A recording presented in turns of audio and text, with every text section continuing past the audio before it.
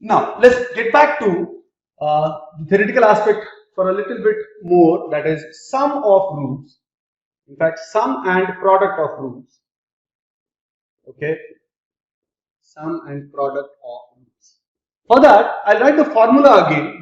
For a quadratic equation like ax square plus bx plus c equal to 0, the formula for x in terms of ABC was minus b plus minus the root of b square minus 4ac divided by 2a. This was the formula. From here, one value we will get from plus sign and one value by taking minus sign. I'll write them separately. The two of them are minus b plus root of b square minus 4ac divided by 2a. And the second one is minus b minus square root of b square minus 4ac divided by 2a. Right? Let's call one of them alpha. Let's say the first one is alpha and the second one, let's call it beta. Don't fight. You can take any one alpha and any one beta. Doesn't matter much. Let's look at the sum. Now, what is the meaning of sum? Sum means addition. We are talking about sum of roots. See, alpha, beta are the roots, right? We have assumed one root to be alpha, one root to be beta. This is the formula for roots, right? This is the formula for roots. Okay. Now, sum of roots will be alpha plus beta.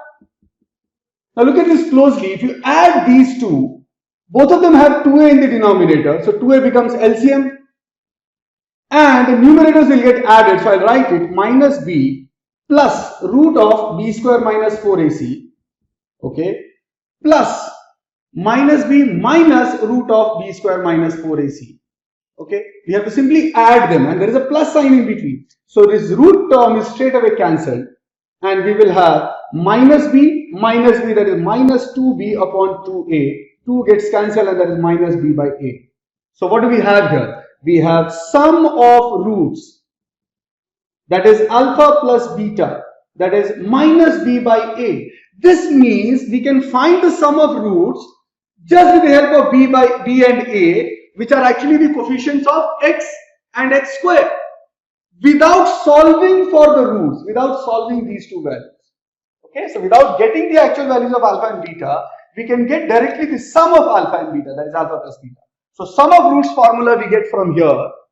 Sum of roots formula we directly get from here, that is alpha plus beta, which is minus b by a, right? So we'll directly use it.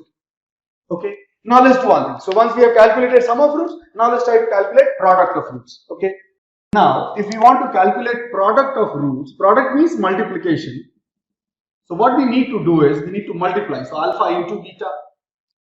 Now alpha is this expression, beta is this whole expression. Right, so this can be written as, let me write it, it is equal to minus b plus root of b square minus 4ac divided by 2a multiplied by minus b minus root of b square minus 4ac divided by 2a, right?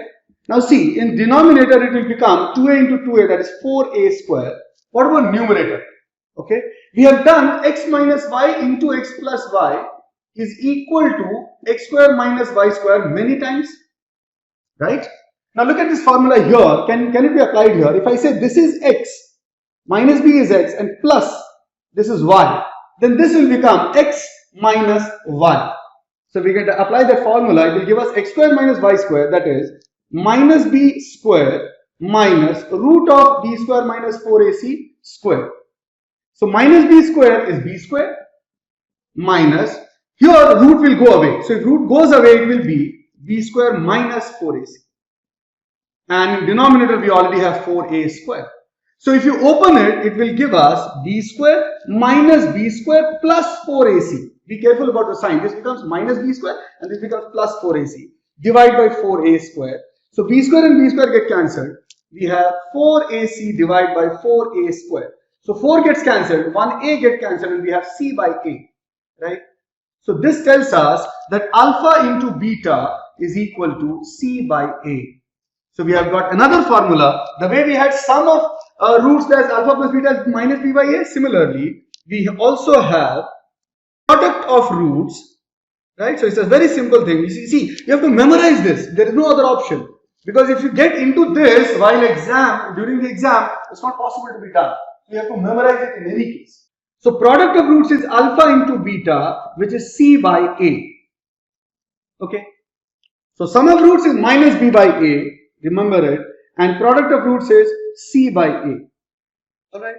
Now we'll take a couple of questions on the basis of sum of roots and product of roots. Let's take the first question. It says if alpha, beta are the roots of 3x square minus 5x plus 8 equal to 0, find alpha square plus beta square. Now, if alpha, beta are the roots of 3x square minus 5x plus 8 equal to 0, as you can see, a is equal to 3, b is equal to minus 5, c is equal to 8. From here, you can calculate alpha plus beta, that is the sum of roots, and we have just learned the sum of roots formula is minus b by a. So it is minus b by a. Now minus b itself is minus 5, be careful. Divide by a, that is 3, so it is 5 by 3. So we have alpha plus beta equal to 5 by 3. Similarly, product of roots, that is alpha into beta, is c by a. So in this case, alpha into beta will be c by a, that is 8 divided by 3. Okay. Now, what is the question asking? Question is asking alpha square plus beta square. Let's see. We know there is a formula, alpha plus beta whole square gives us alpha square plus beta square plus 2 alpha beta. From here, if we put the value of alpha plus beta and alpha beta, we can find this value. Alpha plus beta is 5 by 3, so put it here, 5 by 3 whole square is equal to alpha square plus beta square plus 2 into alpha beta is 8 by 3. So from here we get 5 by 3 whole square is 25 by 9 minus 2 into 8 by 3 is 16 by 3, that is equal to alpha square plus beta square. Alright, so if you simplify this, you will get your situation as alpha square plus beta square. Take LCM of 9 and 3 as 9.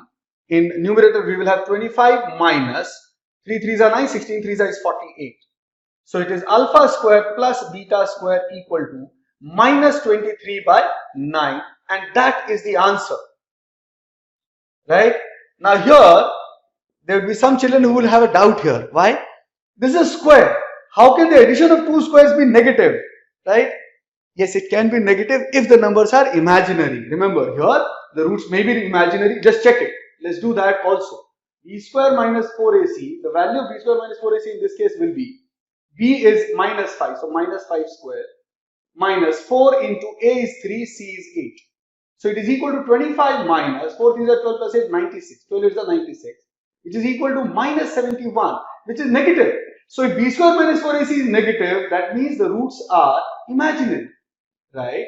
And if the roots are imaginary, that means the numbers can be, the squares can be negative. Right? We have done imaginary numbers, I square is equal to minus 1. Okay? So the roots are alpha and beta are imaginary in this case. Okay? Now on the basis of this only, let's take a couple of more questions.